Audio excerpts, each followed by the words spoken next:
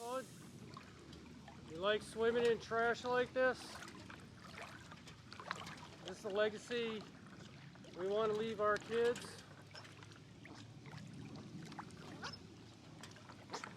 I know, buddy. I'd get out of the water too.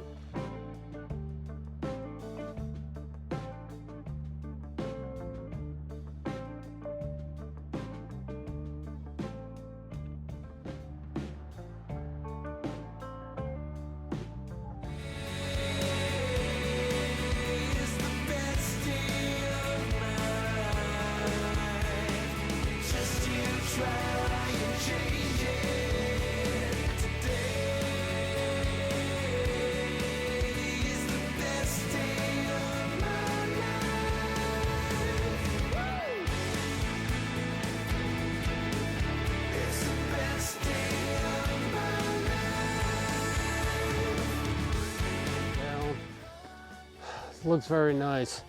Unfortunately though, it is starting to rain, so I'm gonna have to cut my time up here a little bit short, get hiking back into the wooded area where there's some cover.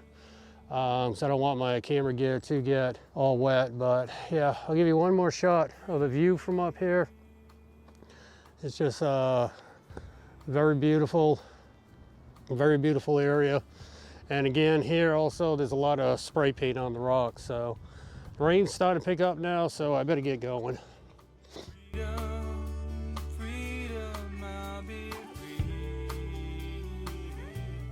Hey, good afternoon everyone. So today what I'm doing is I am doing a follow-up video. It's been over a year that I've been shooting with the Sony ZV-1. Before we begin, I will tell you straight out, I am not sponsored by Sony. Sony did not send me this camera. I actually bought this camera with my own money a little over a year ago, and Sony has not even seen this video or any of the other videos that I've done with this camera or reviews about this camera. So what I want to talk about today is I want to talk about how my experience has been in the last year, and I'll get into this full setup in a little bit. So when this camera was announced last year in 2020, I was not looking for a video camera. I was actually looking for a replacement to my Nikon P7100 point and shoot pocket camera, which shot 10 megapixels photos and shot 720p video. It was starting to get a little bit old for its usage, especially now with YouTube being very focused around 1080p and 4K. So when this camera was announced, the camera I was actually looking at was the Sony RX100 Mach 7 camera. And Sony announced this camera, which is basically the Mach 7, but it has the Mach 5 lens in it. Now, what I mean by that is the Mach 7 can do, I believe it's 16 to 200 millimeters or 24 to 200 millimeters, whereas the Mach 5 only does 24-70. Considering that this camera was everything that the Mach 7 was except for the lens, it really intrigued me. And it also intrigued me the fact that it was set up for vlogging, content creating, and video shooters, because nowadays I shoot mostly video. I still shoot photography, but mostly I shoot video now. So this camera really intrigued me. The YouTubers, when this first came out, they really bashed this camera.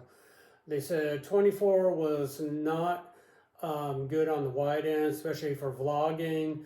Some questioned the image quality, although they said the image quality was absolutely excellent considering it's the Mach 7 camera. They bashed the zoom on it. They did like the audio quality, but after watching a few YouTube videos shot in 4K, I really knew I need to upgrade to 4K. There were a couple of videos that came out. I cannot find them on YouTube anymore. I don't know why. I tried searching for them. I don't know if the channels have been taken down or what. But they actually showed 4K video shot on this camera, and I was really impressed. So I took a gamble and I pre-ordered the camera. I'm not going to go into all the specs because since this thing's been out for a year now, there's been tons of videos put out about it. And now that the ZV-E10 with the interchangeable lenses coming out, there's even still more videos being put out about it and the specifications and everything. So I'm just going to talk about my real world experience, and I'll also get into this setup. Let's first talk about the lens. 2470 has really not been an issue. With my DSLR, my favorite lens was a 1770. It's also a crop sensor DX camera. So the 2470 was really not an issue. I am not one walking around holding it out doing talking headshots that much. Two reasons. One, yes, it would be a little tight at 24 walking around. I would have to extend my arm more. But truthfully, walking around like this all day holding a camera, your arm's going to get tired. I mean, I set mine down to talk with. I walk off, I point out things, I talk about things. So 24 on the wide end has really not been an issue. And especially since I have it on a gimbal now, so I turned off the active steady shot. I only use active steady shot now when I'm off the gimbal. On the long end, 70 millimeters, let's talk about that a little bit. There is a setting in the menu that you can change the zoom on the camera to be optical zoom only, which is the 70 millimeters. Then you have your clear image zoom and your digital zoom. Clear image zoom, I'm not really too happy with, and I'm sorry about the bouncing on this table. The clear image zoom, I'm really not too happy with it, and the only reason is the camera compensates for the zooming, so it will jump focal lengths. So therefore, you know, it might be at 70, then it's going to jump up to 90, then it jump up to 110. You know, it doesn't have that smooth transition like the digital zoom do. So I shoot with this thing using digital zoom. Digital zoom will give me about 110 millimeters. Now, of course, like any camera, when you go to the far extreme on the digital zoom, yes, you will suffer some image quality, but back off just a little bit and not go to the far extreme. The image quality is still very usable on the camera. The other thing about the camera is that intrigued me was the fully articulating screen on it. My Nikon P7100 had just the tilting screen, and I got a little bit spoiled about that because my prior cameras were fixed screen only. So I love the articulating screen on it. The 3-zone capsule internal microphone on it with the enclosed wind muff that snaps into your hot shoe is excellent. I've shot in windy conditions with it, and it's absolutely no problem. Great pickup. I do use the Rode Wireless Go though, because like I said, I like to set my camera down, walk away, and talk about things. Battery life, as far as this goes, people are still bashing the battery life on this. Truthfully, it takes these little Sony NP-BX1 batteries. Now, I have 5 of them in front of me, and the reason why I have 5 in front of me is the camera comes with 1 battery, and then I had 2 from a Sony action camera, which I no longer own, that actually took the same battery. I only ended up buying these knockoff, this brand happens to be Power Extra. There's a ton of knockoffs on these, because the fact that it came with a USB plug-in charger that I could charge 2 at a time. So the battery life on this, when I'm out doing my hikes, I am able to shoot all day. Now the camera doesn't stay on all day, but I am able to get probably a day's worth of shooting in on maybe 1.5, maybe pushing 2 batteries at the most. Weekend camping trip, which is typically 3 days, 2 nights. I've gone through 3 to 4 batteries, never got into the 5th battery. And I'm talking footage going from like an hour to 2 hours of on and off shooting that I actually edit down to like an 18 to 20 minute video. And I do cut out a lot of video. I mean, sometimes I've shot 4 hours of video. So the battery life, on cameras really does vary on how you use the camera, how much you're shooting, how much you're looking at the back screen, how much you're reviewing your footage. So to me, the battery life has been pretty good. I cannot complain. The remote handle I bought at the same time as the camera, and I got the two on pre-order because the fact that they were having a $100 off if you buy the handle at the same time you buy the camera. Now this is just the regular remote tripod type. You've seen these 100 times on videos, and they take these little batteries which are like the size of a watch, larger watch battery. They're the CR2032s. I was not sure how long the battery that came with it would last, so I went out on Amazon and I bought a bunch of these on sale. Truthfully, a little bit afraid of the shelf life on these because I'm afraid that these batteries are probably going to go dead before I even use them. The battery in this thing has been in here for over a year and I have not replaced it, and that's, you know, with every single shooting. Now this thing stays on all the time. I don't know if I'm going to be able to pick this up, but you can see the red light flashing as I hit the zoom button. So this thing stays on all the time. It doesn't shut off. It's ready to go, Bluetooth. When the camera first was announced, they talked about how this remote was very fiddly. Truthfully, it is a process to first set it up and get it connected to the camera, because you have to go into the camera, do a bunch of settings. You have to hold down a couple buttons here to get it to talk to the camera. But once you got it set up, there's absolutely no problem with it at all. This is on all the time, Bluetooth, ready to go. As soon as you open up your camera, boom, automatically connects, no problem at all. So this thing, from being a replacement to a point and shoot camera, has really turned into my workhorse. I have shot my hiking videos with it. I've shot my camping videos with it. I've shot some fishing videos with it. I do not take this near water as much as possible because there is no weather sealing on it. Although it has been dripped on with light rain and I've never had a problem.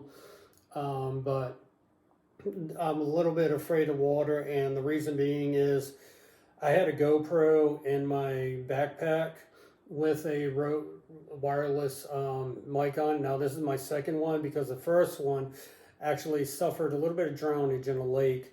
My backpack had unzipped with the weight of the tripod and the GoPro. I didn't know it, and the whole setup fell in the water and ended up frying the wireless Go. So this is my second one. Even though the internal mic is awesome on this, I love the wireless Go because I can walk away from it. I can use my indoor voice. So this camera has been absolutely awesome. 4K video quality is great on it. Shooting on it is great. I do not use manual mode, which is something that a lot of people is probably going to say stuff about in the comments. Let me explain. A lot of people said that this camera will overexpose. Now, if you're shooting in the noontime day sun, or if you're shooting especially if you're shooting sunsets, sunrises, or you want your subject to be silhouetted but the background lit up, then yes, this will auto expose. You have to shoot manual and back down the aperture setting or the exposures for it. Other than that, I leave it on intelligent auto, and I'll tell you why. Intelligent auto on this thing is absolutely incredible. It knows when I got the camera pointed at a person or an animal, so it switches over to portrait mode, and I don't mean vertical video. I mean it actually switches over to portrait setting so that the person and or the animal is actually kept in perfect focus, perfect lighting. It knows when an object is backlit, so it'll brighten up whatever you're shooting. It knows if you're shooting landscape, so it'll switch over to landscape automatically and adjust your dynamic range and exposure for that. It knows if you get close to an object, and it'll switch over to macro for macro.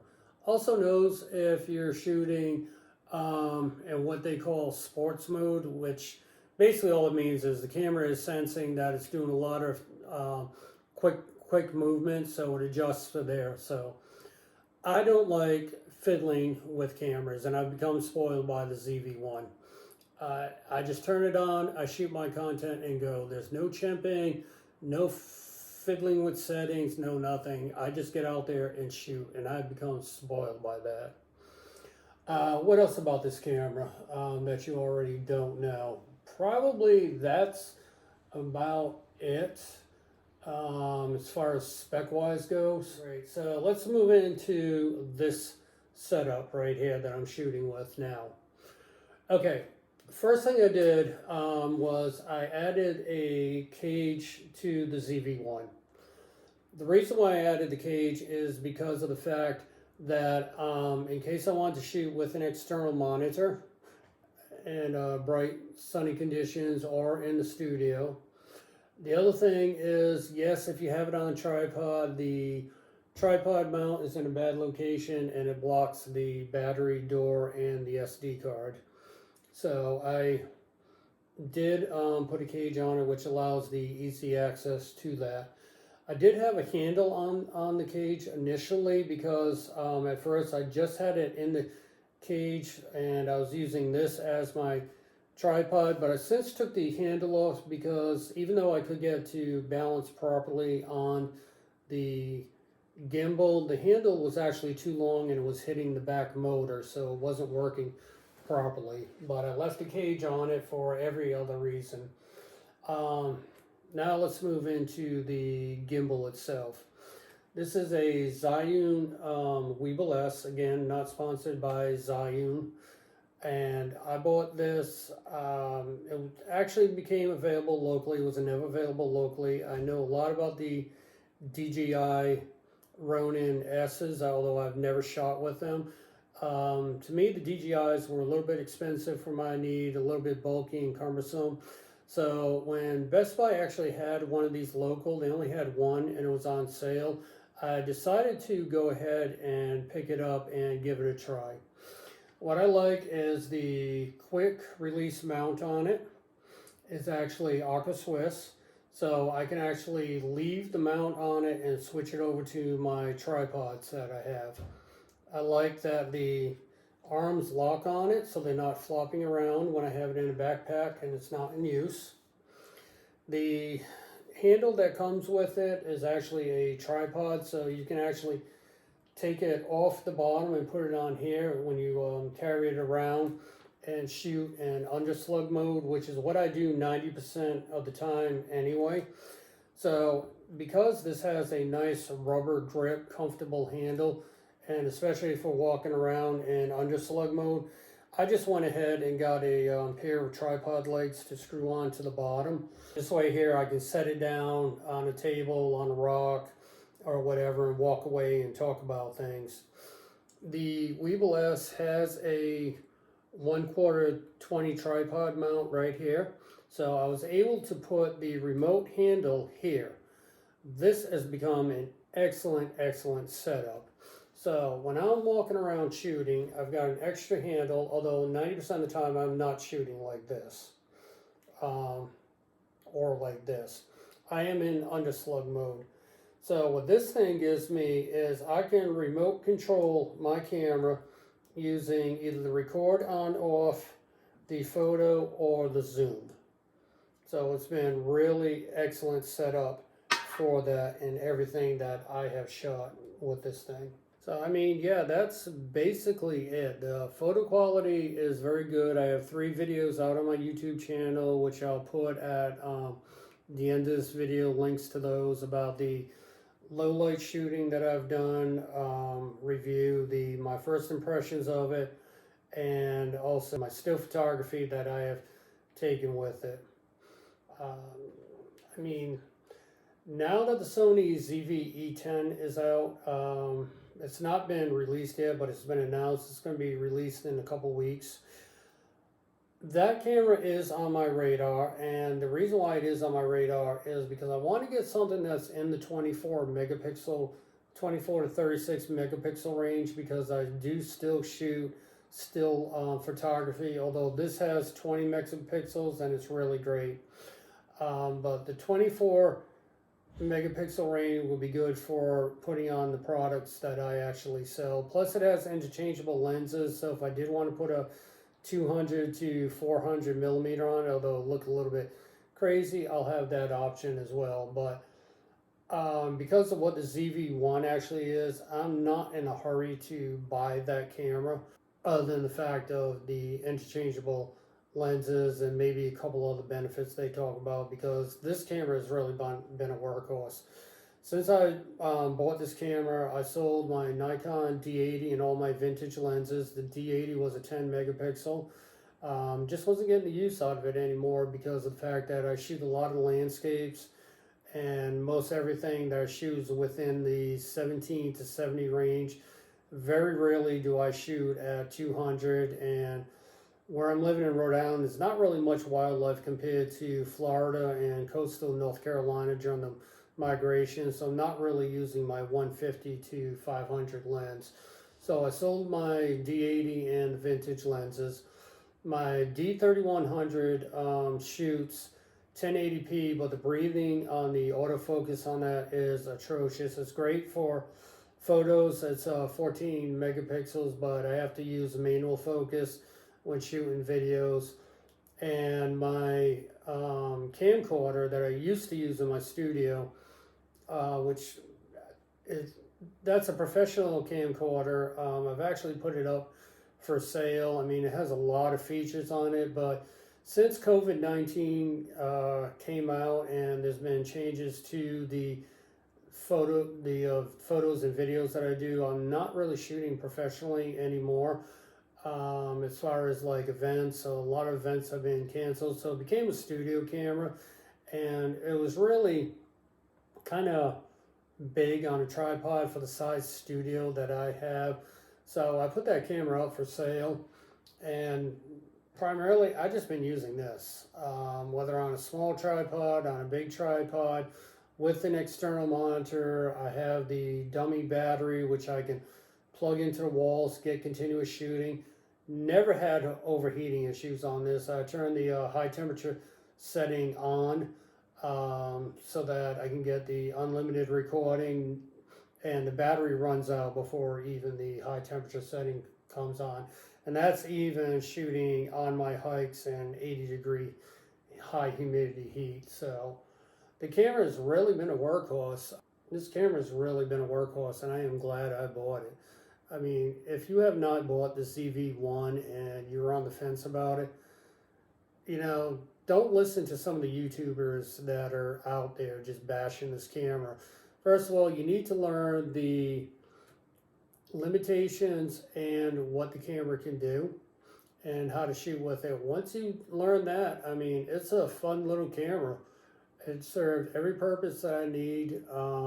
Gets more use than my GoPro, although I do wish whatever GoPro does for their stabilization, that every other camera company could adopt that. I mean, stabilization in GoPro is just incredible. I wouldn't even need a gimbal. But yeah, this has been a true workhorse. It's been a great camera. It's been everything that I have wanted it to be, everything that I needed it to be. The setup on it is nice and small. Even with this, if it's getting ready to rain out, I just take the bottom tripod legs off and I can slide the rest of this assembled as is in my backpack, because of the fact of, excuse the shakiness of this table, but given the fact of how skinny this is, it just goes right in my backpack. So if at the end of the day, when I'm done shooting and I'm hiking out of the woods and I don't want to carry this thing, in the backpack it goes. If it's raining, in the backpack it goes. Otherwise, it's not that heavy as a setup to actually just grip it and carry it around for 4 to 5 hours. So yeah, I mean, I absolutely love this camera.